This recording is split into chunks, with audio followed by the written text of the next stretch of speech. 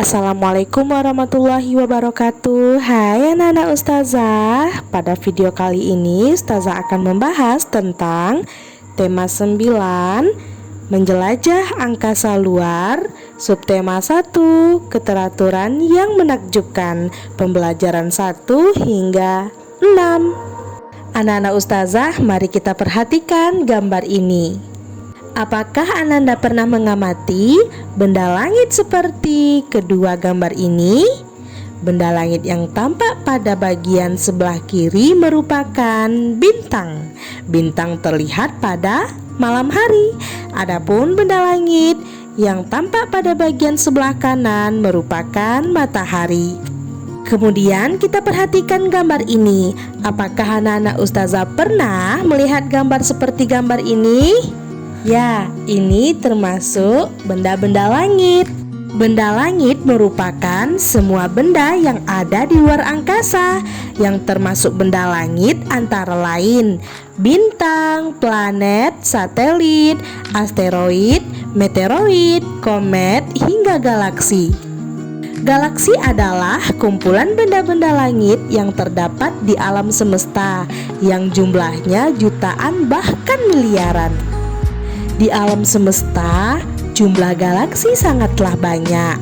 Ada galaksi yang berbentuk spiral, ada galaksi yang berbentuk elips, dan ada pula galaksi yang berbentuk tidak beraturan.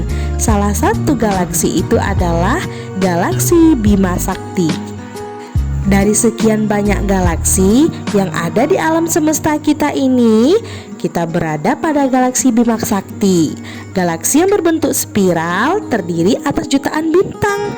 Galaksi Bima Sakti diperkirakan memiliki sekitar 250 miliar bintang. Sekarang ustazah tanya, siapa yang masih ingat apa itu bintang? Ya, bintang adalah benda luar angkasa yang dapat memancarkan cahayanya sendiri. Salah satunya adalah matahari. Matahari dikelilingi oleh benda-benda langit yang berukuran lebih kecil. Kumpulan benda langit yang terdiri atas matahari dan semua benda langit yang terikat oleh gaya gravitasinya disebut tata surya. Nah, benda-benda langit yang terikat gravitasi matahari itu antara lain planet, satelit, asteroid, dan komet.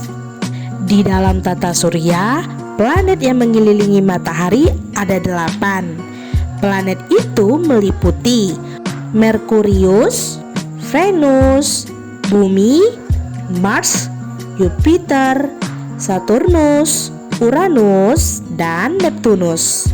Setiap planet bergerak mengelilingi matahari sesuai dengan orbitnya. Apa itu orbitnya?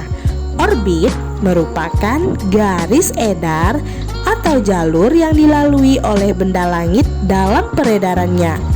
Kemudian, peristiwa berputarnya planet mengelilingi matahari disebut revolusi. Adapun waktu yang diperlukan oleh masing-masing planet untuk mengelilingi matahari dalam satu kali putaran penuh berbeda-beda. Selain melakukan revolusi, planet-planet tersebut juga berputar pada porosnya. Peristiwa berputarnya planet pada porosnya disebut rotasi. Selanjutnya, ayo kita mengenal tentang tata surya. Tata surya adalah kumpulan benda-benda langit yang terdiri atas sebuah bintang yang disebut dengan matahari dan semua objek angkasa yang terikat oleh gaya gravitasi matahari. Matahari menjadi satu-satunya anggota tata surya yang dapat menghasilkan dan memancarkan cahaya sendiri. Nah, karena dapat menghasilkan dan memancarkan cahaya sendiri, maka matahari termasuk bintang. Ingat anak-anak ustazah bahwa bintang adalah benda langit yang dapat menghasilkan dan memancarkan cahayanya sendiri. Matahari merupakan bola gas raksasa yang berpijar dan memancarkan energi. Kita dengar seksama bahwasanya matahari tersusun atas 4 lapisan, yaitu inti matahari, fotosfera, kromosfera, dan korona. Planet dikelompokkan menjadi dua bagian, yaitu planet dalam dan planet luar.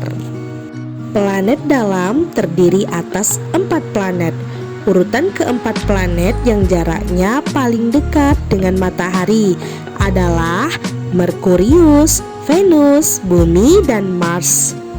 Adapun planet luar meliputi Jupiter, Saturnus, Uranus, dan Neptunus. Ustazah berharap kepada Nana Ustazah untuk membaca keterangan dan urutan planet-planet yang ada di buku Ananda pada halaman 17 hingga 19. Garis bawahi kalimat-kalimat yang penting. Nah, kita lihat matahari itu tersusun atas beberapa bagian. Yang pertama tadi Ustazah sudah sebutkan atmosfer matahari. Atmosfer matahari ini merupakan lapisan terluar yang memiliki kerapatan gas paling kecil. Atmosfer matahari tersusun dari 2 bagian lapisan. Yang pertama, kromosfer. Kromosfer ini merupakan lapisan yang dekat dengan permukaan matahari dan mempunyai kerapatan yang rendah. Adapun korona merupakan lapisan terluar pada matahari yang berarti mahkota. Selanjutnya, fotosfer matahari. Fotosfer atau permukaan matahari tersusun atas gas dengan suhu yang kerapatannya yang sangat tinggi. Dan yang terakhir, inti matahari. Inti matahari ukurannya 1/64 kali dari volume total matahari. Bagian ini tersusun dari partikel-partikel gas yang sangat padat dengan densitas sekitar 150 kali lebih padat daripada densitas air. Nah, Nana Ustazah, selanjutnya mari kita membahas tentang cerpen. Pastinya Nana Ustazah sudah sering ya mendengar kata cerpen. Cerpen merupakan salah satu bentuk cerita fiksi.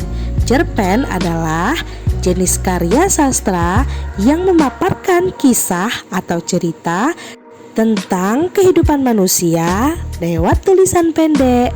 Cerpen juga disebut karangan fiktif yang berisi kehidupan seseorang yang diceritakan secara ringkas yang berfokus pada tokoh tertentu. Nah, kita lihat tokoh dalam cerpen dibedakan menjadi 2, yaitu tokoh utama dan tokoh tambahan. Tokoh utama ini merupakan tokoh yang banyak diceritakan di dalam sebuah cerita. Adapun tokoh tambahan merupakan tokoh pendukung dari tokoh utama. Selanjutnya, untuk membuat pertanyaan, Ananda menggunakan kata tanya. Ada beberapa jenis kata tanya yang dapat Ananda gunakan.